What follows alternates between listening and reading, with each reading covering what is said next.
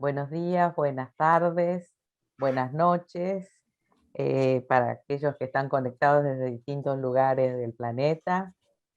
Soy Graciela del Campo, vivo en Buenos Aires, Argentina, y voy a acompañarlos en este trayecto para compartir el aporte de tantos sobre el tema que nos convoca.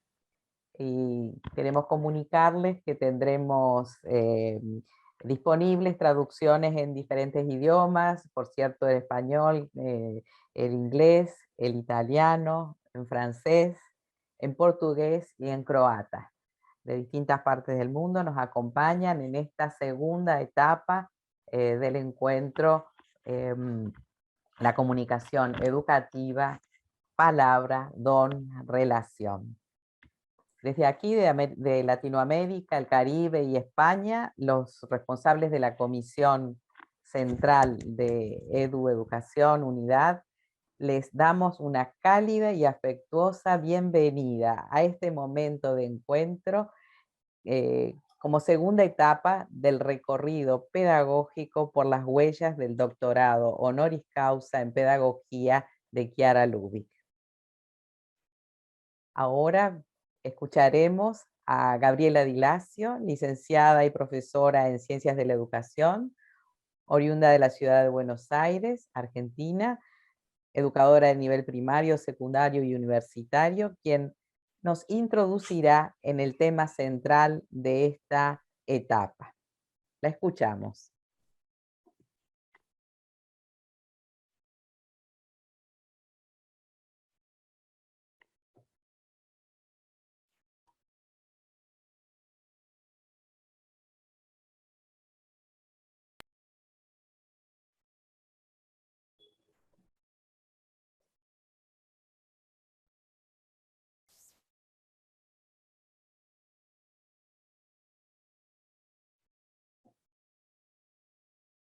El año pasado nos reunimos para celebrar el 20º aniversario del título honorífico de Pedagogía de Chiara Lubich en la Universidad de Washington. A partir de ese momento sentimos la necesidad de profundizar juntos, a la luz del contexto educativo actual, la pertinencia de la propuesta de Lubich. Ahora estamos en la segunda etapa de este camino formativo, para profundizar juntos en estas claves de interpretación de la acción educativa según el carisma de la unidad.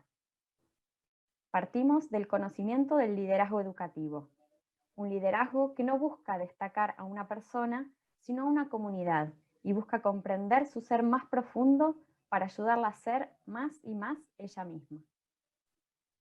Ahora, otro punto central de la pedagogía que nos muestra Lubich, la palabra hecha vida. A través de palabras sabemos quién es la otra persona, ya sea que nos dice cómo piensa, qué siente, o cuando no lo hace y habla a través de los gestos, los silencios, su mirada. Mediante la palabra entramos en el otro y el otro entra en nosotros. Lubich nos dice que viviendo la palabra del Evangelio, frase a frase, podían entender el corazón de Dios, porque podían ver los efectos que tenía al hacer vivas esas palabras suyas. Con la sencillísima técnica pedagógica de la gradualidad y la plenitud, a pesar de ser pequeñas, fueron capaces de comprender el centro del mensaje de Dios, visible en su palabra que es sabiduría. Hoy queremos reflexionar y compartir experiencias sobre cómo hacemos carne las palabras que inspiran nuestras tareas pedagógicas. Palabras que tienen como objetivo enseñar el amor, como destinatarios a las personas en su integridad, singularidad y al mismo tiempo en su dimensión relacional, y por ende conlleva un diálogo respetuoso pero profundo, que busca sellar en los demás un modelo comunitario que es don recíproco que genera relaciones nuevas. Es la palabra que no quiere imponerse, sino convertirse en un regalo, que si encuentra disponibilidad, se devuelve y se convierte en un lugar de diálogo. Por lo tanto, como dijo Chiara Lubich, es una fuerte experiencia espiritual y educativa a la vez. Es lo que nos sucede con los pequeños que vienen a la escuela, y con quienes aprendemos el valor de la comunicación respetuosa y amorosa. Es lo que nos sucede con los adolescentes, que cansados de verbalismo nos interpelan sobre el valor de nuestras palabras y nos piden cuenta de su correlato en la realidad.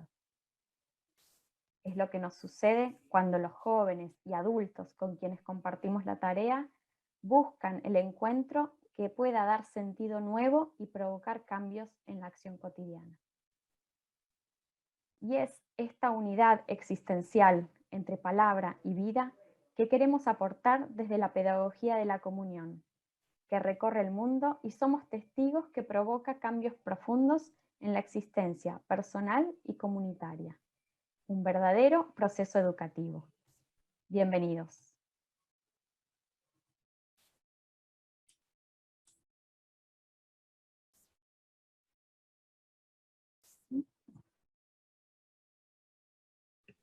Non si sente?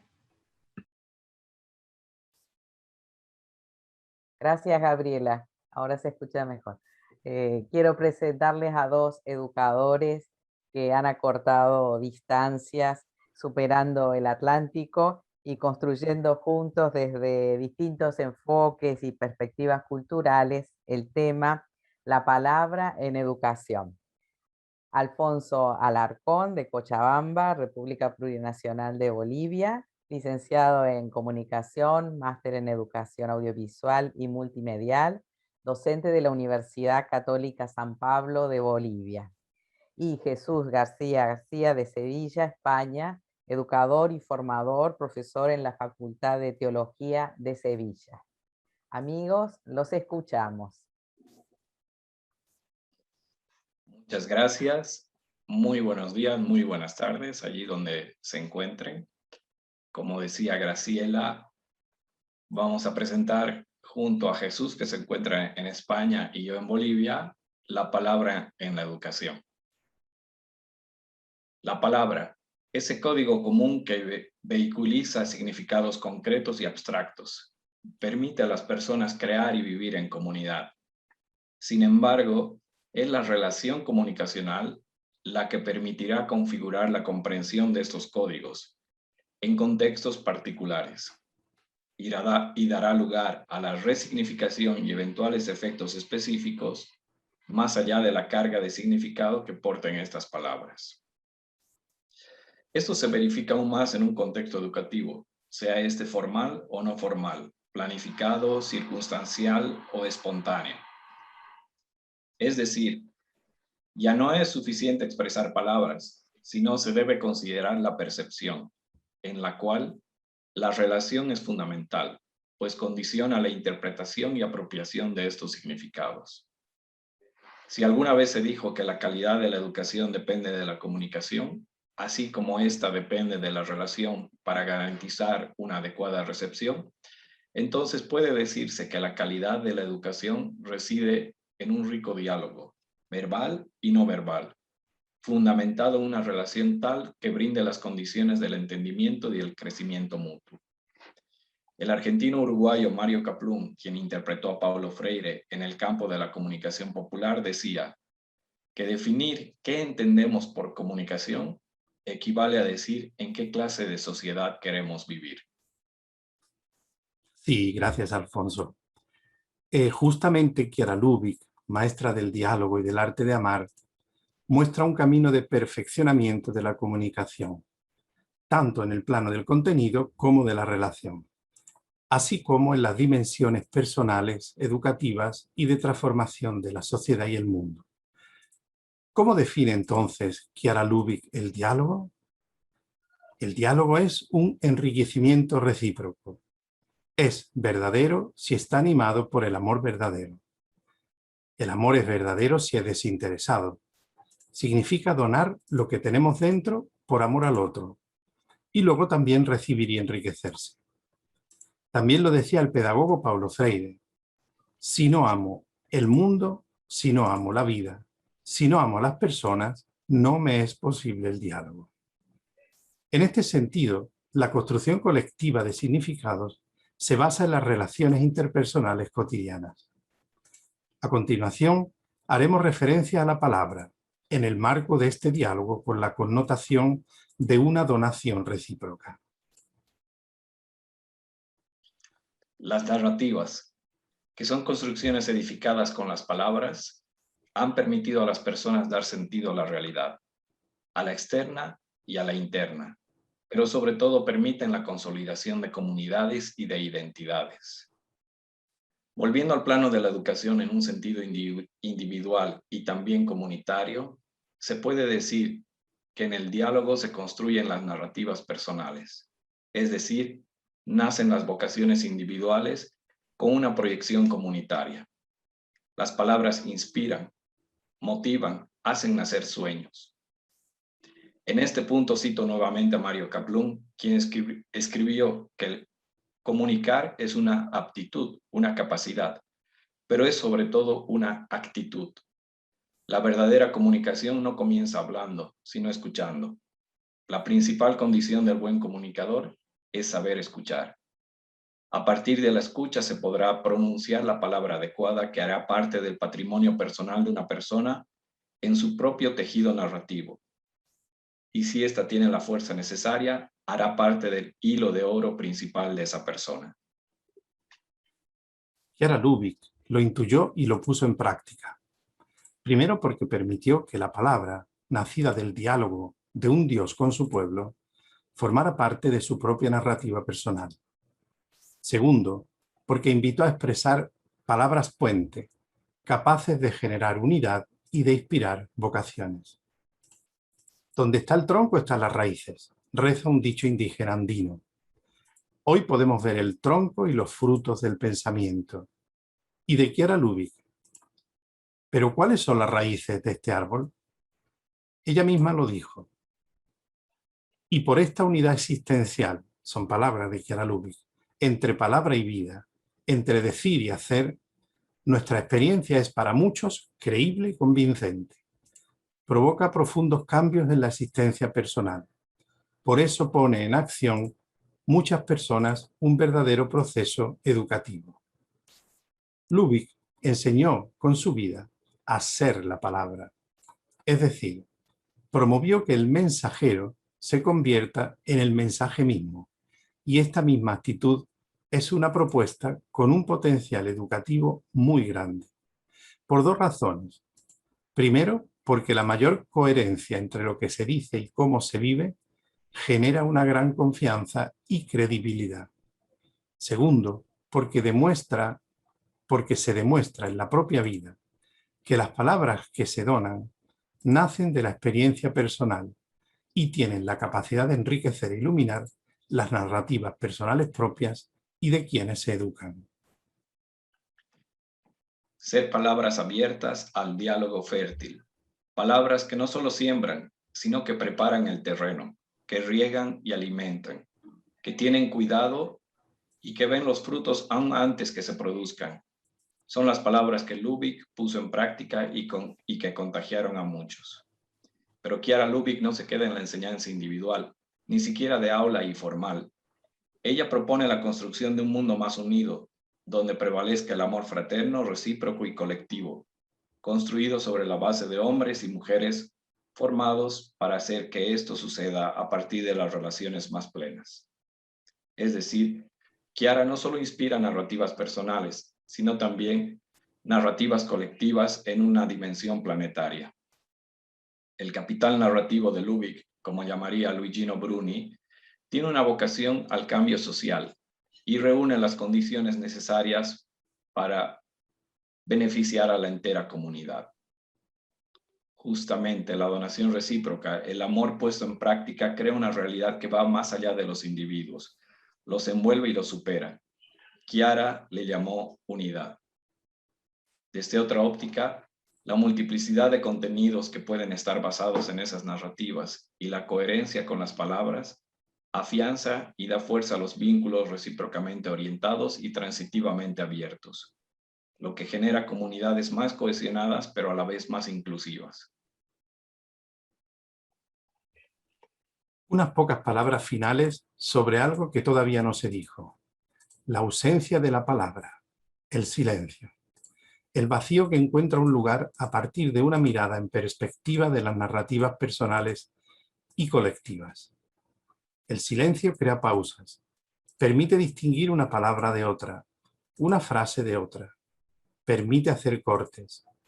Este vacío de palabras adquiere un sentido y no puede ser olvidado ni despreciado. Si Chiara nos invita a ser el mensaje, también comprende que éste se compone de palabras, gestos, actitudes, pero también de silencios. Silencios propios, que hacen parte de los vacíos personales en la búsqueda de los sentidos para recomponer las narrativas internas y que Chiara nos invita a tomar conciencia de ellos. Pero también hay otros silencios que construyen las relaciones. El silencio que hace parte del hacer lugar al otro en uno mismo, que exige vaciarse de sí mismos para acoger de la mejor manera. Está también el silencio que grita en la sociedad. El silencio de quien es privado de una palabra, de quien vive su propio silencio sin ser capaz de encontrar la palabra que ilumine su vacío. Existen tantos otros. Muchas gracias. Muchas gracias. Gracias, Alfonso, y gracias, Jesús. A continuación, vamos a presentarles 4 experiencias educativas que dan cuenta de la apropiación personal y comunitaria de la pedagogía de comunión.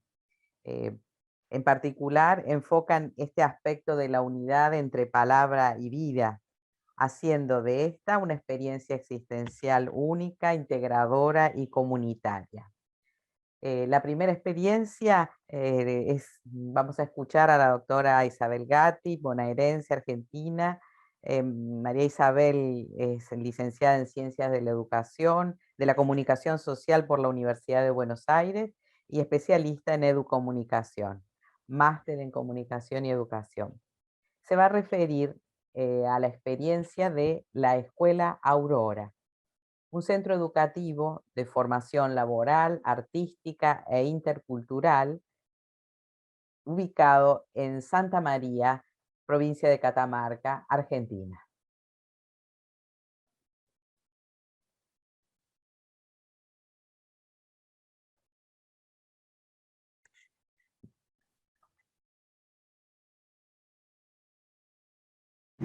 Muchas gracias por la invitación. Lo que les voy a ofrecer son algunas pinceladas de una investigación más amplia que desarrollé en 2019 y que aún continúa. La Escuela Aurora de un Mundo Nuevo nace como un eco de la vida que Chiara Lubich, junto a sus primeras compañeras y compañeros, compartieron en Trento, en los inicios del movimiento de los focolares. La ciudad de Santa María de Catamarca, donde se ubica la escuela, se encuentra en los Andes de Argentina e históricamente sus pueblos originarios tributaron al Imperio Inca, con sede en el actual Perú. Este es uno de los primeros lugares que recibió la espiritualidad de la unidad en América Latina. Esta primera comunidad de Santa María comenzó a vivir la palabra desde la perspectiva que propone el movimiento de los focolares, donde ella no es vista como un hecho únicamente religioso. Por el servicio concreto que supone, se manifiesta con un gran poder transformador de lo social. Este es el sustrato donde nace la Escuela Aurora en 1970. Al final de los años 60, en todo el movimiento, crece la conciencia que el amor, núcleo del anuncio evangélico subrayado por los focolares, podía activar procesos de fraternidad universal y así dar respuesta a los desafíos que planteaban las estructuras sociales contrarias a la dignidad humana. Este estado de cosas hizo nacer en Chiara Lubich la necesidad de comunicar esta intuición en varios discursos que se conocen con el título del mundo a colores. En ese momento, ella habría comprendido que el amor de Dios es como un arco iris, que desde un único haz de luz se refracta en 7 colores. Y de alguna manera estos expresan los distintos matices del amor de Dios. El rojo la economía, el naranja la evangelización, el amarillo la espiritualidad, el verde la salud el azul la problemática social, el índigo el estudio, la comunicación el violeta. Esto que se evidenciaba en las comunidades lo abrió a dimensión planetaria según la siguiente lógica. En cada continente hay un problema vinculado a estos aspectos que impide que se concrete la fraternidad. Por esto, la propuesta para el movimiento en el territorio era invitarlos a comprometerse mayormente con ese aspecto. Es importante destacar que estos colores están vinculados a palabras de vida que los sustentan. Para América Latina, la propuesta fue construir la fraternidad superando la brecha social entre ricos y pobres. La propuesta no era ajena al contexto religioso de la época. Ya en 1968, en Medellín, Colombia, el Consejo Episcopal Latinoamericano había acuñado uno de los grandes objetivos que signaron la historia posterior de la Iglesia latinoamericana, la opción preferencial por los pobres. Por esto, el diálogo entre la propuesta internacional de los focolares y el contexto local impulsaron con mucha fuerza a esta comunidad, muy alejada de los centros urbanos del momento, a tomar una decisión radical, hacer algo concreto por los pobres de la ciudad. No eran ricos, pero tenían saberes profesionales. Una era maestra, otro carpintero, había una enfermera. Fueron estos dones compartidos los que se transformaron en los primeros talleres de la escuelita Obra de María, como se llamó la primera iniciativa, que desde la educación no formal fue al encuentro de las necesidades de la ciudad. Esta propuesta pedagógica buscaba impulsar una acción social que permitiera poner las bases de una verdadera inclusión social, desde las relaciones de fraternidad construidas, desde la comunión. Así se generaban las primeras respuestas, quizás más individuales.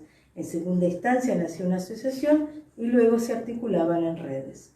Esto se constata en la evolución de esta experiencia, que en los primeros años fue más social y por múltiples variables amplía sus orígenes al rescate de las culturas originarias. En 1989, a 20 años de su nacimiento, la comunidad se reunió para evaluar una financiación, una posibilidad, y allí juntos se preguntan, ¿quiénes eran los más pobres del momento? ¿Qué necesidades tenían? Y si eran las mismas de los inicios. Allí comprendieron que los artesanos eran los más marginados, especialmente por su cultura ligada a los saberes ancestrales. Pocos años después, los campamentos de jóvenes de toda Argentina, que en sus vacaciones venían a colaborar en forma voluntaria, junto al aporte de profesores y directivos, fortalecieron este objetivo. La segunda etapa de esta experiencia nace en 2005, donde toma el actual nombre Escuela Aurora de un Mundo Nuevo.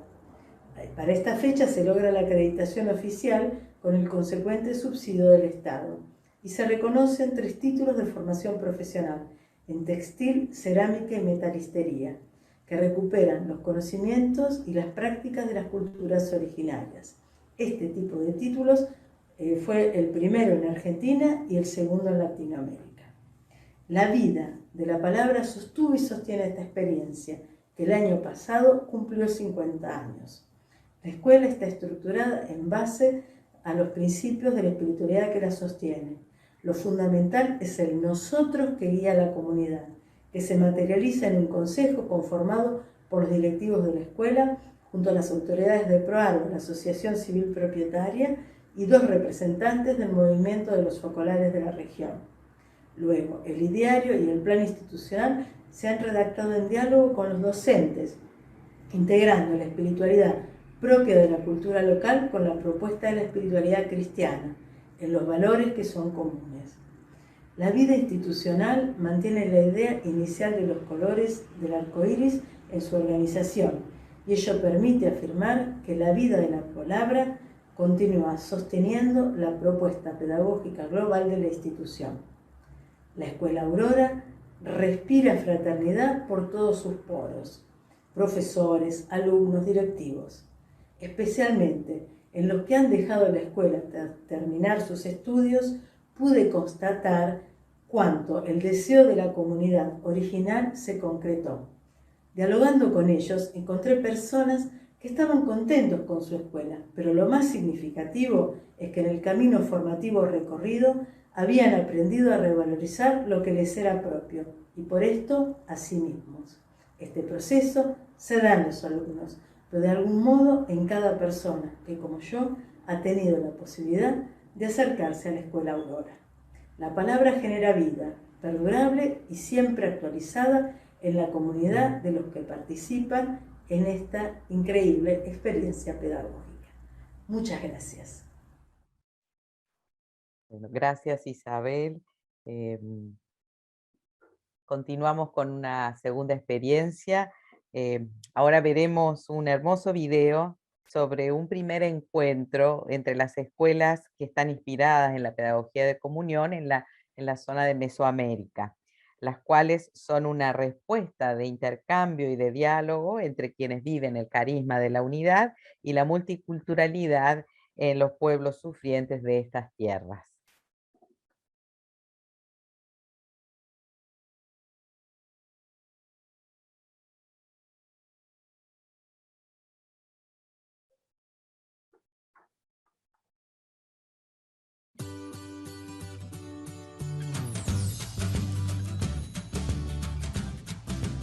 Contextos diferentes, historias distintas, pero una extraordinaria sintonía en los objetivos, metodología y en el estilo. Esta es una de las constataciones más significativas que han puesto en evidencia los encuentros de la red de instituciones educativas inspiradas en la pedagogía de la unidad de la región mesoamericana, en la que actualmente participan el Colegio Fiore de Guatemala, el Colegio Santa María ubicado en Puebla, México, la Academia de Música Aqua de Costa Rica, el Colegio Franco-Inglés de Mexicali, muy cerca de la frontera entre Estados Unidos y México, y la Kiara Lubick Academy de Panamá. Se trata de un espacio de reciprocidad abierto para intercambiar desafíos y proyectos, pero también para compartir nuestras experiencias de cómo la visión pedagógica de Kiara Lubick cobra vida en nuestros contextos institucionales, a partir de principios comunes como la reciprocidad, el arte de amar y la perspectiva de la fraternidad universal, que impulsan una real y profunda transformación cultural y social en las comunidades donde estamos presentes. De 1992 a hoy, por nuestras 5 instituciones educativas han pasado alrededor de 15.000 estudiantes y actualmente los inscritos son más de 500. El impulso inicial de cada institución ha sido el deseo de dar una respuesta concreta a las distintas llagas de nuestra sociedad que nos recuerdan el rostro doliente de Cristo, el marginado, el ignorante, el solo, aquel que ha perdido la dignidad o es discriminado debido a su raza, sexo o nacionalidad. La difícil situación que estamos viviendo debido a la pandemia nos ha llevado a compartir dolores y desafíos, pero también las continuas intervenciones de la providencia que no nos abandona aún en las situaciones más complicadas. Nos cuentan desde Mexicali. El desánimo se siente en el aprovechamiento de muchos alumnos, por lo que hemos establecido una comunicación permanente con los papás para encontrar la forma de ayudar a nuestros estudiantes y a sus padres de la mejor manera posible. Un caso muy claro fue el de la familia de Martín, un alumno al que se le incendió su casa en plena pandemia. De inmediato nos dimos a la tarea de apoyar a los padres emocional y económicamente dentro de nuestras posibilidades, y sin imaginarlo, las muestras de apoyo económico para reconstruir su casa fueron llegando milagrosamente. Una de las situaciones más complicadas es la del Centro Educativo Fiore, que debido a la crisis económica tuvo que suspender sus labores. Sin embargo, conscientes del gran aporte de esta escuela, modelo de interculturalidad entre estudiantes ladinos e indígenas, nos hemos dado a la tarea de apoyar concretamente el proyecto de reapertura de la institución. Desde la Academia de Música Aqua de Costa Rica se organizó en forma conjunta un concierto de solidaridad con la participación entusiasta de alumnos y profesores, quienes encontraron en esta iniciativa una enorme motivación para donar sus talentos, sintiéndonos unidísimos más allá de las fronteras.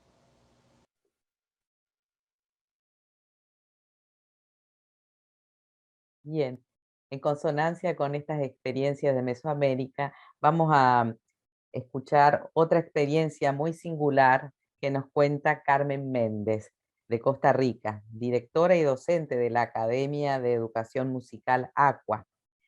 Una experiencia que nos permite valorar la adaptación de los educadores a los cambios del entorno educativo durante la pandemia. Y a su vez es expresión de esa palabra creativa, no solo verbal, esa palabra que es amor, respeto y don, según las características y necesidades de su alumnado. Un diálogo mediado por las tecnologías y basado en la escucha y la observación del otro. Escuchamos el testimonio de Carmen.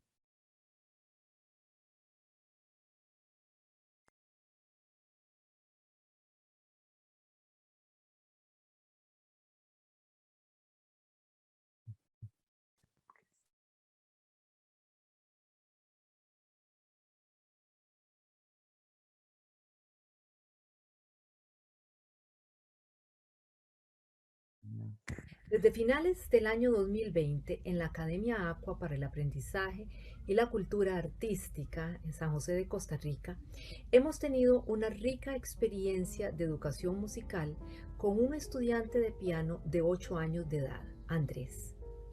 Al iniciar la pandemia, tuvimos que hacer todas las clases virtuales y eso le costó bastante a él por la concentración. Durante las lecciones sentí que tenía que ponerme en su lugar, entrar en su realidad y por lo tanto pedirle a Mario, compositor costarricense y profesor de la academia, si podría escribir algo para Andrés. Fue así que Mario, observando las extensiones de sus manos, pequeñitas por tener 8 años, que podía ser apto para sus posibilidades musicales, teniendo en cuenta el nivel de las habilidades técnicas e interpretativas y haciendo una recopilación y estudio de lo que el niño estaba aprendiendo en ese momento. ¿Cómo estás, Andrés? Voy a hacer los acordes porque son en movimiento contrario. Una mano sube y la otra baja, y después al revés. Conversó con él en múltiples ocasiones. Se estableció de esa manera un fructífero diálogo entre compositor e intérprete. Mario creó una obra llamada Móvil Collage, que prepararíamos para que Andrés estrenara y pudiera participar en un concurso internacional que tenía como premio participar en el afamado Carnegie Hall, el lugar de recitales en Nueva York. Empezamos a organizar este proyecto en el mes de octubre del 2020 con Andrés y la gran colaboración de sus padres.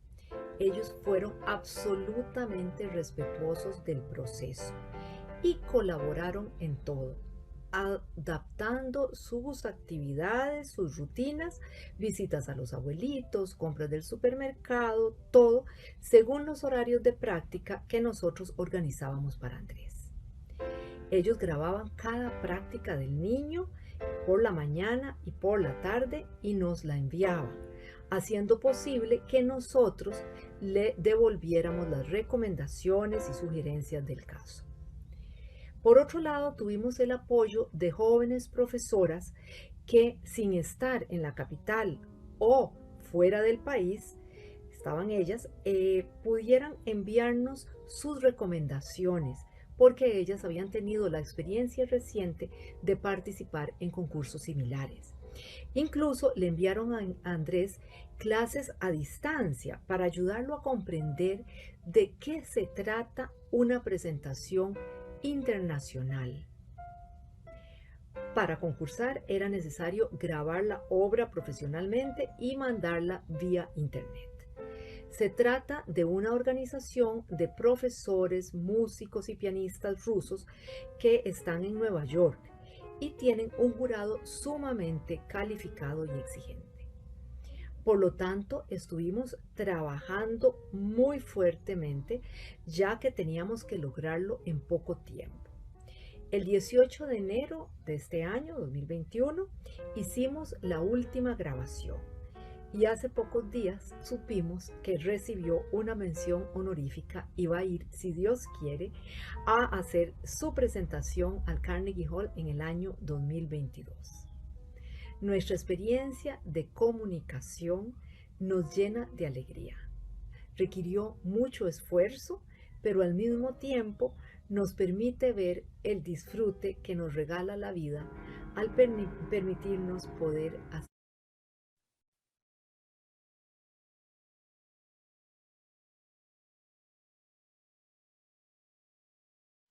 Gracias, Carmen, por tu testimonio que nos has hecho llegar.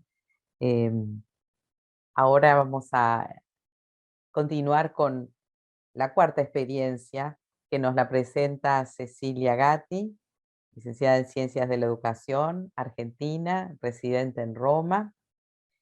Se trata de la gestación de la primera sede fuera de Italia del Instituto Universitario Sofía. Instituto que fue creado por Chiara Lubich para formar en la cultura de la unidad según el paradigma de la fraternidad universal. Ella nos contará sobre Sofía Alc, Sofía en América Latina y el Caribe. Escuchamos a Cecilia.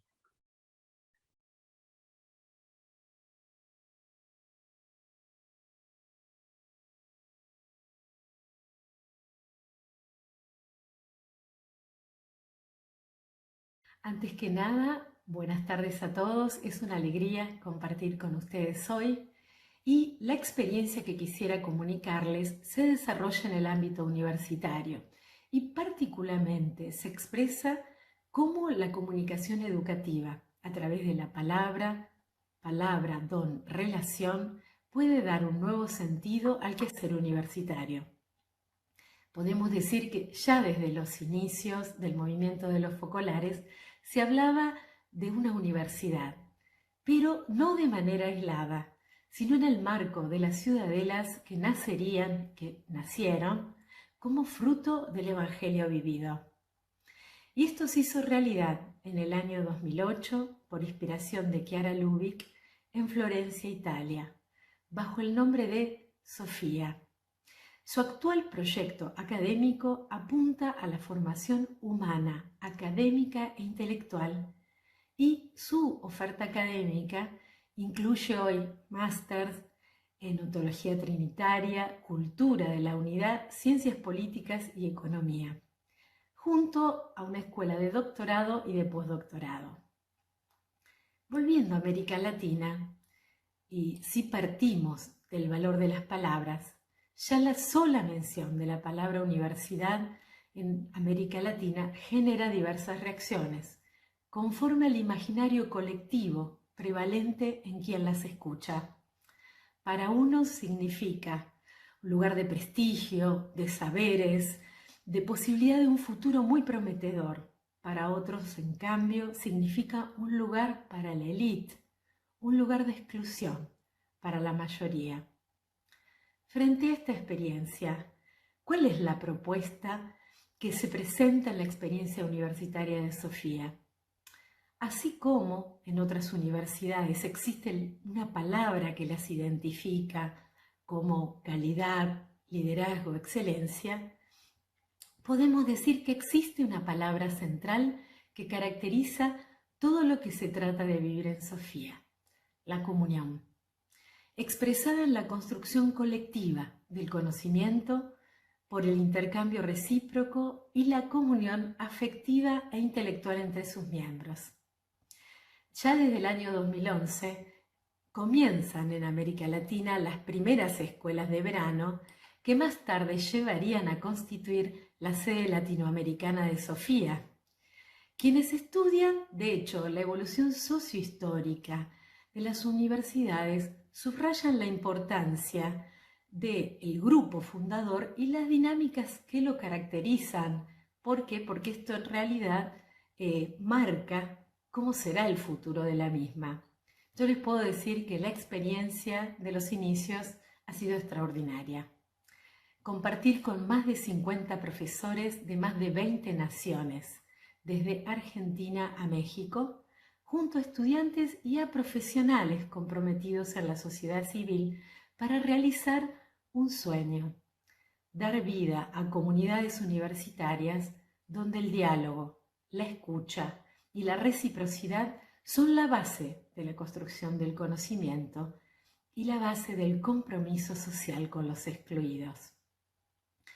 Una experiencia donde vida y estudio se articulan, ¿no? Por ejemplo, en nuestros encuentros, cada mañana en la escuela de verano, antes de empezar las clases, se invita a todos a un momento de puesta en común. Un espacio compartido, novedoso, para todos los alumnos, profesores, personal administrativo, donde se reflexiona sobre una palabra y se pone en común los efectos que la misma opera en la vida y en el propio pensamiento, fruto del recorrido de pensamiento y vida que cada miembro de la comunidad académica realiza en lo cotidiano. Finalizando esta experiencia, los alumnos nos decían: sin duda, esta es una escuela de vida y modelo de una educación nueva. Es importante, me queda fuerte el compromiso de volver a mi país, leer de nuevo mi realidad y trabajar por un mundo más fraterno. Otro: somos muchos, pero somos uno. Hoy siento que América Latina es un camino sin fronteras, que une norte y sur, con un solo sueño, la fraternidad. Otro punto importante de la experiencia de los inicios ha sido la confianza, porque cada uno personalmente, gracias al ama a tu prójimo como a ti mismo, logró superar el preconcepto cultural que tenía sobre el otro y también superar la fragmentación con los otros, fueran profesores o alumnos, entendiendo que esa diversidad que a veces disturba, si profundizo de verdad, es aquella que completa mi sed de verdad y reciprocidad y se transforma en la riqueza más grande que tiene Sofía, su gente. Sofía, en América Latina, es heredera de una larga tradición de opción por los más pobres y por el Evangelio, que desde los años 60 muchas comunidades del movimiento de los focolares han vivido generando obras, escuelas, empresas, etc.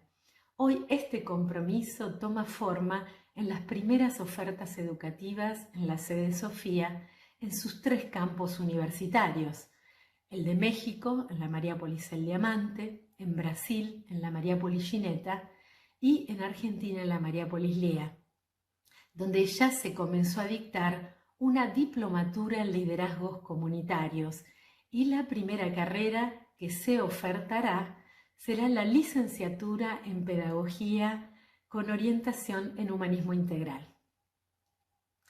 Estamos de frente a un pequeño comienzo, somos conscientes, pero promisorio. Sobre todo porque no sigue la lógica de una construcción institucional limitada a pocos, sino que, como subrayó el cofundador del movimiento de los focolares, el padre Foresi, esta ha sido una construcción que ha sabido dejar que sea el amor el que guíe la inteligencia. Y como plantea Lubick, cuando define el primer punto del arte de amar, amar a todos, y que en el doctorado honoris causa se subraya, que ha sabido llevar adelante el desafío de enseñar todo a todos. Muchísimas gracias. Bueno, ha sido un gusto escuchar estas 4 experiencias educativas de fraternidad y de compromiso y puesta en práctica de la palabra. Ahora vamos a hacer un viaje, los invitamos a viajar con nosotros recorriendo virtualmente nuestros países para descubrir una red educativa que ya está presente en ellos. Tras este viaje desde el espacio, como está de moda ahora, le pedimos luego a Juan García, que de Segovia, España, profesor de Filosofía de la Educación en la Universidad Nacional a Distancia de España, que nos presente la segunda parte del tema que nos convoca, la pedagogía de comunión como ideario educativo de las instituciones docentes inspiradas en el carisma de la unidad. Pero primero vamos a ver este video, ¿sí?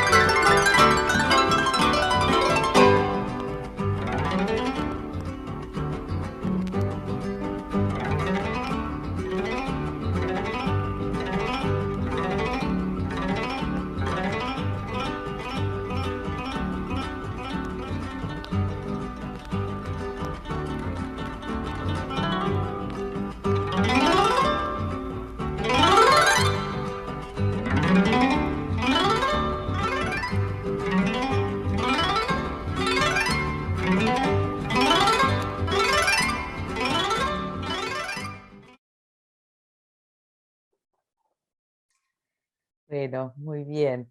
Al ritmo de esta hermosa guarania paraguaya, hemos recorrido los sitios donde están ubicadas estas 11 escuelas, centros educativos de la América de habla española, y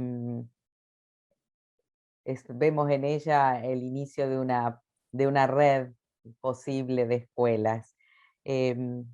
Ahora escuchamos, como les decía, entonces a Juan García Gutiérrez, oriundo de Madrid, España, profesor de Ciencias de la Educación en la Universidad Nacional a Distancia de España, que nos presente la segunda parte del tema central, ¿no? Él nos introducirá en el análisis de las palabras más significativas presentes en el ideario o visión de cada uno de estos centros educativos,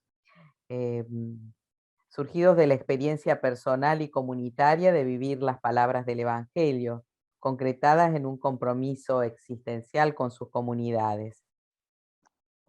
Después de haber visto y escuchado esta síntesis de algunas experiencias institucionales, podremos comprender mejor lo que la identidad expresa como su adhesión al paradigma pedagógico de comunión. Adelante, Juan. Bueno, buenas tardes o buenos días o buenas noches, depende de dónde nos encontremos y el momento en el que escuchemos la grabación de este segundo step. Muchas gracias por todas estas experiencias y por el tema de Alfonso y de Jesús que nos introducían en esta visión. Yo para no irme por las ramas voy a tratar de leeros el texto que he preparado sobre esta idea de diario educativo. Entonces, como hemos visto, hemos empezado esta sesión abordando el tema de la palabra educativa, y luego diferentes instituciones educativas nos han ido ofreciendo su testimonio, su experiencia sobre cómo han puesto en práctica estas palabras educativas que surgen del carisma de la unidad. Lo que vamos a hacer ahora, como decía Gabriela, va a ser tratar de hacer una lectura unitaria de todas estas experiencias educativas institucionales para tratar de esbozar y construir juntos lo que sería el ideario educativo que emerge de esta pedagogía de comunión, que a su vez es generada por el carisma de la unidad. Así, esta intervención la podemos dividir en dos partes. Una más centrada en conocer y comentar esta noción de ideario educativo como un conjunto de palabras determinado que va a dar sentido a la acción educativa, y otra, en un segundo momento, vamos a tratar de descubrir cuál sería ese ideario educativo que emerge de la pedagogía de comunión a partir siempre de estas experiencias, de estas realidades educativas institucionales. Lo que podemos decir es que el término ideario educativo es un concepto jurídico pedagógico específico de la política educativa española, pero que no es solamente, o no aparece solamente en la política educativa española, sino que en otros países o en otros contextos culturales se van a usar términos similares para expresar esa especificidad pedagógica de un centro docente, tanto para reconocer la particularidad pedagógica como una especificidad en la gestión o en la organización educativa o en la organización administrativa. Entonces, por ejemplo, en italiano se utiliza la idea de piano de la oferta formativa, en francés se utiliza el término carácter propio, o en el ámbito anglosajón se habla de escuelas independientes o escuelas religiosas. Para hacer este trabajo vamos a seguir, por así decirlo, una metodología del caso. Vamos a tratar de componer un cuadro que sirva para conocer mejor esa especificidad pedagógica compartida entre todas las experiencias pedagógicas que hemos ido escuchando. Y para ello hemos ido revisando los documentos identitarios, muchos de ellos presentes en las páginas web de los centros, recogiendo aquellos elementos que nos van a servir para justificar e identificar su misión, su visión y sus valores y principios, también la organización administrativa. Vamos a darles un tratamiento unitario para tratar de ofrecer de forma sistemática aquellos elementos que podrían conformar ese ideario educativo común. También hemos tratado de tener en cuenta, en la medida de lo posible, las narraciones de las experiencias de quienes animan estos proyectos, porque este tipo de narraciones, en el fondo, son una forma de cómo esas personas han tratado de poner en vida, de hacer experiencia esas palabras que, por ejemplo, resuenan en el discurso de Chiara en el doctorado honoris causa en Washington. Podemos decir que en general el término ideario va a servir para identificar un conjunto de ideas determinadas, referidas, por ejemplo, a un político, a un autor, a un filósofo, a una escuela, etc. El ideario educativo podemos decir que es un conjunto de palabras educativas que sirve hacia afuera para identificar a una institución docente, a una comunidad o a un proyecto educativo, y hacia adentro para orientar, para comprender y para dar coherencia y sentido pedagógico a las prácticas y al quehacer docente de esa institución. Desde una perspectiva pedagógica, el ideario educativo constituye la afirmación de una determinada identidad colectiva en el ámbito educativo. Esto es, un conjunto de ideas y convicciones compartidas por un colectivo, por una comunidad, que la definen como tal y que pretenden ser transmitidas a través de la educación. Por eso, a través de la definición del ideario educativo, una comunidad examina su identidad y reelabora sus rasgos o elementos distintivos más valiosos, aquellos por los que quiere ser reconocida y recordada, y aquellos que pretende transmitir a las futuras generaciones porque confían en su valor. Formalmente, el ideario educativo es un documento público donde una comunidad educativa manifiesta una determinada intencionalidad educativa, no individual, sino colectiva. Por tanto, como hemos dicho, hacia adentro se trata de palabras educativas que suscitan o tratan de suscitar la adhesión de la comunidad educativa y que abren un horizonte vital y práctico que compone y compromete de alguna manera el etos o la propia cultura del centro. Es sabido que al nacer el ser humano necesita ser acogido en un determinado universo simbólico. Desde estos espacios simbólicos, las nuevas generaciones podrán recrear su propia identidad personal en diálogo con esas primeras estructuras de confianza y acogida como son la familia y la escuela. Por eso es necesario pensar la idea de transmisión no tanto como producto, sino más bien como una iniciación, como un proceso de reciprocidad. Esto es, ir más allá de visiones mercantilistas que instrumentalizan lo educativo y que están muy en boga en la actualidad. Y esta idea, esta antropología de la transmisión nos va a ayudar a entender mejor la ética de la responsabilidad, de la acogida y del cuidado que necesita el ser humano, sobre todo cuando es más vulnerable para alcanzar la plenitud. Se ha dicho que los seres humanos no somos herederos de una investigación acerca de nosotros mismos y el mundo, ni de un cuerpo de información acumulada, sino de una conversación. Y aquí nos topamos de nuevo con la idea de la palabra. Es más, decía García Márquez que la humanidad entrará en el tercer milenio bajo el imperio de las palabras. Esta metáfora de la conversación es importante para entender el sentido y el significado del ideario educativo como un espacio donde una comunidad se convierte en ese receptáculo de acogida y de sentido y a la vez establece un puente que la vincula o la relaciona con otras identidades. Por tanto, el ideario educativo va a estar llamado a conversar constantemente con la comunidad que le da significado entre la tradición y la fidelidad creativa. También el ideario educativo podemos verlo desde un plano jurídico, como un documento público donde se expresa la particularidad del centro docente. Por tanto, en términos jurídicos, como un derecho autónomo de los fundadores de un centro para dar a la propia institución una identidad determinada.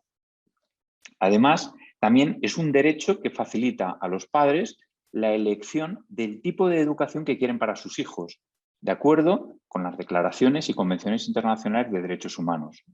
Ambos derechos o estas dos dimensiones del mismo derecho aparecen reconocidas, como hemos dicho, en todos los instrumentos internacionales de derechos humanos y también, con una u otra redacción, están presentes en los textos constitucionales de los países democráticos. El ideario educativo, en un sentido político, podemos decir que es un elemento que va a reflejar y nos va a ayudar a descubrir el pluralismo y la diversidad existente en las sociedades democráticas. Por tanto, permite el desarrollo de ese pacto educativo global al que nos llama el Papa Francisco entre diversos agentes, instituciones y ambientes educativos.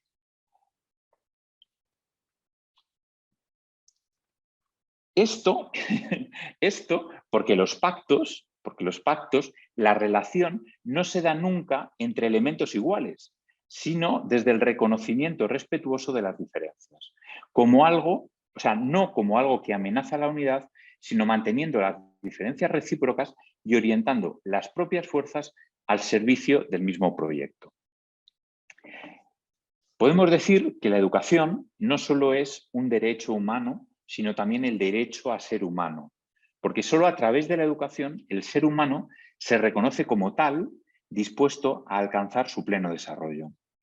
Este reconocimiento aparece también en el Pacto Educativo Global, cuando, de acuerdo con el Magisterio Social de la Iglesia, se reconoce el derecho primario de la familia y el derecho de las entidades sociales a sostener y a colaborar con las familias en la educación de sus hijos.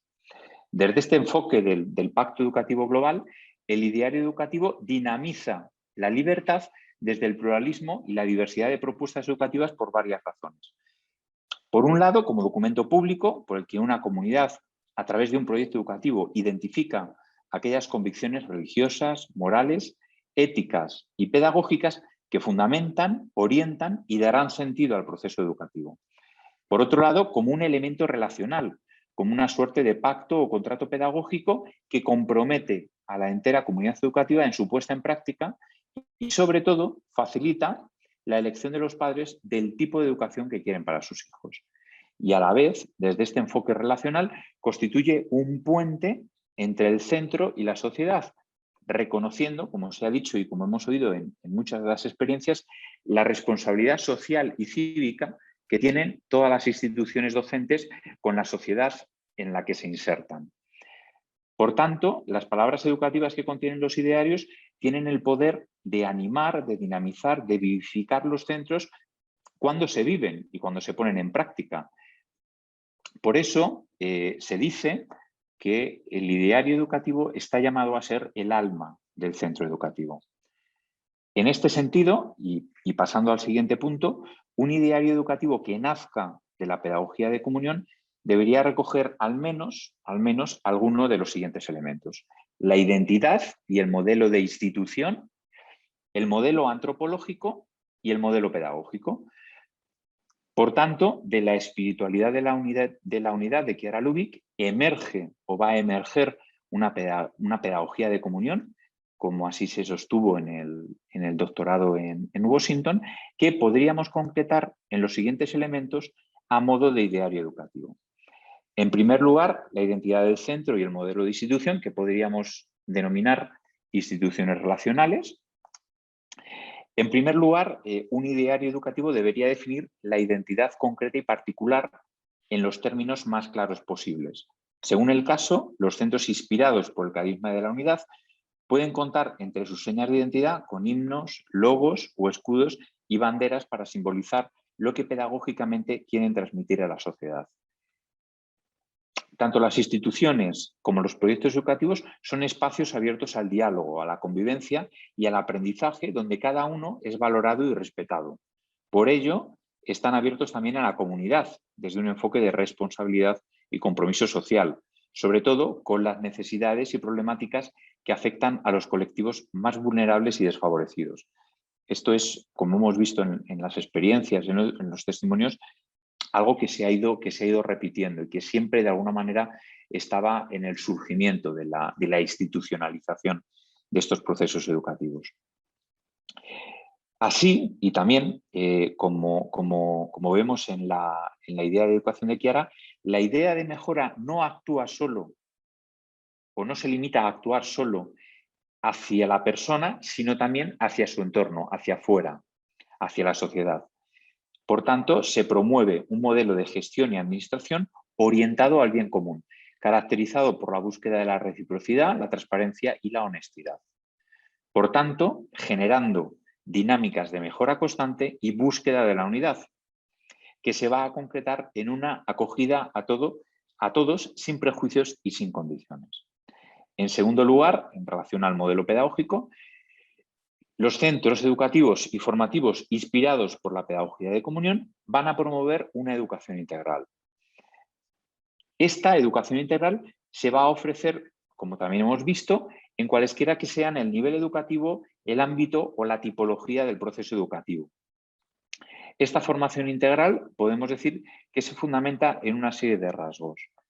La experiencia como elemento nuclear del proceso de enseñanza-aprendizaje, la interdisciplinaridad y la interculturalidad que lleva a abordar las problemáticas de forma global, reconociendo la complejidad, la diversidad de enfoques y el enriquecimiento que esos dinamismos generan.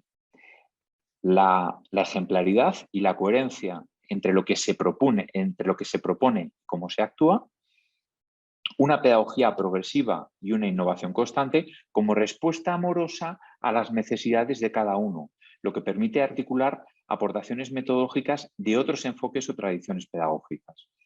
Una pedagogía de la reciprocidad, donde la asimetría de la relación educativa y la autoridad se van a leer en términos de servicio y mutuo enriquecimiento, que lleva al desarrollo del otro. Para este tipo de centros y para esta visión de la educación, la autoridad pedagógica nace y encuentra su sentido en el servicio. Y el último rasgo sería una educación religiosa que entiende la religión como un elemento enriquecedor y necesario para lograr la plenitud de la persona y que a la vez ayuda a construir socialmente la fraternidad entre todos, incluidos los fieles de todas las religiones, pero también los no creyentes. Esta idea de educación tiene como premisa el pacto o la práctica del amor recíproco entre profesores, alumnos, empleados y familias para formar una verdadera comunidad educativa, conscientes de que fruto de esa unidad vivida se suscita la presencia del educador, con E mayúscula, como también ha repetido Chiara Lubich tantas veces, que es la figura de Jesús Maestro. Por tanto, cobra sentido la definición de educación que nos ofrece Chiara, como ese itinerario que el sujeto educando, ya sea el individuo o la comunidad, cumple con la ayuda del educador hacia un deber ser, hacia un fin que se considera válido o valioso, podríamos decir, para el hombre y para la humanidad. En tercer lugar, en relación al modelo de persona y sociedad, la educación se orienta y se fundamenta en una visión del hombre como ser en relación. Para Chiara Lubich, esta relación tiene su modelo en la Trinidad, que define como la sociabilidad auténtica. Una relación que se abre también a la trascendencia en su relación con Dios y con los otros, con los hermanos. Un modelo antropológico que define como hombre nuevo, o que va a definir un hombre nuevo en alusión al Evangelio, o como hombre mundo. Aquí es donde la fraternidad aparece como finalidad educativa expresa. Una persona que se desarrolla en todas sus dimensiones, física, cognitiva, afectiva, social, incluida también la dimensión espiritual que lo habilita para ser protagonista de su propia realidad, con la responsabilidad de orientar sus habilidades al servicio del bien común. Así, las comunidades podrán desarrollarse de forma fraterna y sostenible, emergiendo un modelo de comunidad como un espacio de libertad y respeto plural e intercultural capaz de generar una auténtica cultura de la unidad y de la paz. Ya para terminar, nos gustaría que esta aportación no termine aquí, sino que sea el inicio de un trabajo común y en red sobre el discernimiento en torno a lo que sería ese ideario educativo de la pedagogía de comunión, que pueda ser luz y testimonio para la pedagogía de nuestro tiempo. Y ya que hemos hablado de la palabra educativa y ya que también estamos celebrando el centenario de Freire, nos gustaría terminar con una cita de Paulo Freire. En ella dice: no hay palabra verdadera que no sea una unión inquebrantable entre acción y reflexión, y por ende que no sea praxis. De ahí que decir la palabra verdadera sea transformar el mundo. Muchas gracias. Muchísimas gracias, Juan, por tu valiosísimo aporte. Nos ha ayudado a ver los hilos motivadores, las ideas fuerza para vivir la pedagogía de comunión en cada una de nuestras instituciones educativas. Y nos surge seguramente de manera espontánea, ¿por qué no transferimos a nuestras propias escuelas, a nuestras universidades, a los espacios de formación en los cuales participamos, estos principios, estos rasgos característicos, haciéndolos vida? Bien, para compartir un poco estas ideas, ahora llegamos al momento del trabajo grupal. Y en tanto que hoy tratamos el tema de comunicación educativa, les proponemos que sea un momento de diálogo en pequeños grupos que se van a armar espontáneamente, pero que sea un momento donde la palabra tenga el valor, los matices de los que hemos conversado o escuchado en estas experiencias. algunas temáticas sobre las que les proponemos trabajar en los grupos. Ustedes podrán elegir la que deseen. Un par como verbalismo versus palabra auténtica, comunicación, comunión, palabra y silencio, palabra que impone y palabra que genera, vida y pensamiento, diálogo y don recíproco, escuelas relacionales abiertas y en red. Como se puede ver, se trata de palabras muy amplias que permiten muchas lecturas. Queremos dejar intencionadamente esta amplitud, esta generalidad, como un enigma abierto para compartir en cada grupo. No tienen que tratar todas, sino que ustedes elijan alguna que les parezca más significativa, o que le haya impactado de lo que hemos escuchado hasta ahora. Y los invitamos a construir juntos este diálogo sobre el valor educativo de la comunicación, donde podamos poner en común ideas, experiencias, aunque sean contrastantes.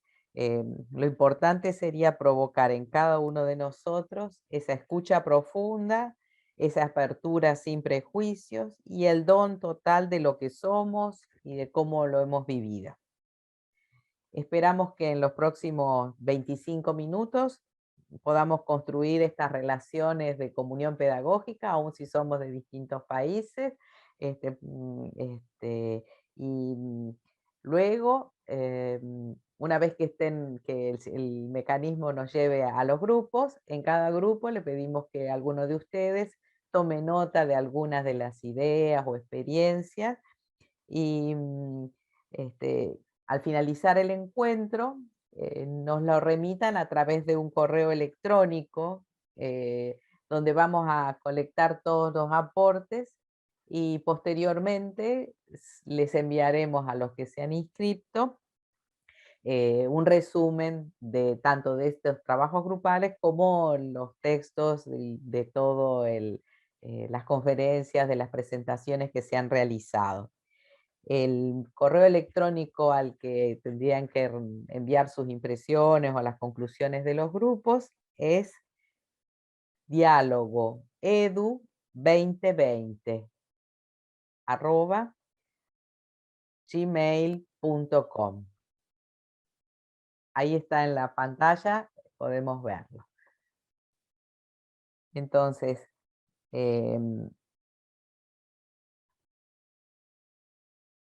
si el sistema nos envía a trabajar en los grupos, quizás podemos ver a lo mejor la pantalla con las temáticas para que ustedes elijan la que más les guste.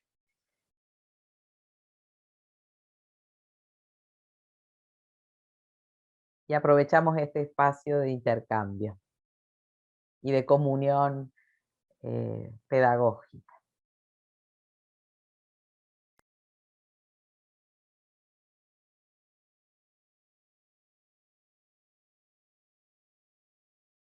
Bueno, bien, ya estamos de vuelta aquí después del pequeño momento de trabajo en grupos, que ha sido muy rico, de mucho intercambio, cómo estos principios pedagógicos de comunión son aplicables a tantas realidades, ¿no? A la diversidad en la que habrán encontrado en cada grupo, y que impactan en la mejora de nuestras comunidades, en la mejora de las escuelas, en la mejora de nuestros entornos académicos. En nuestro grupo surgía una petición y es Sí. volver a poner la dirección email donde mandar las conclusiones. A ver si los que manejan la pantalla pueden compartir la dirección. Se las digo de todas maneras. dialogoedu2020@gmail.com. Les recuerdo que van a en poco tiempo van a recibir un documento a los mails que ustedes han, con el cuales se han inscrito, un documento con el resumen de las ponencias o las presentaciones, las experiencias y las conclusiones de los grupos que nos hagan llegar. Bien, hemos llegado al final de este encuentro, de este Step 2. Esperemos que lo hayan disfrutado tanto como nosotros y nos despedimos hasta la próxima etapa, que será el 26 de junio. Y en este caso le pasamos el relevo a los amigos y educadores de Brasil, que serán los encargados de organizarlo. También les decimos que por el chat pueden hacernos llegar alguna impresión, una palabra, lo que aprendieron, lo que quisieran compartir en este momento con nosotros. Bueno, muchísimas gracias a todos los que hicieron posible este evento y creo que ha sido una hermosa experiencia para avanzar en la práctica de una ciudadanía planetaria y una educación positivamente transformadora. Muchas gracias. Gracias. Gracias. Gracias, Hasta la Graciela. próxima. Muchas gracias. Gracias. Muchas gracias a todos. Un saludo. Mucha claridad y sabiduría. Gracias a todos. Gracias. Cosa vuol dire? Oh, gracias. Ah, ok. Luego. Entonces les llegará la invitación.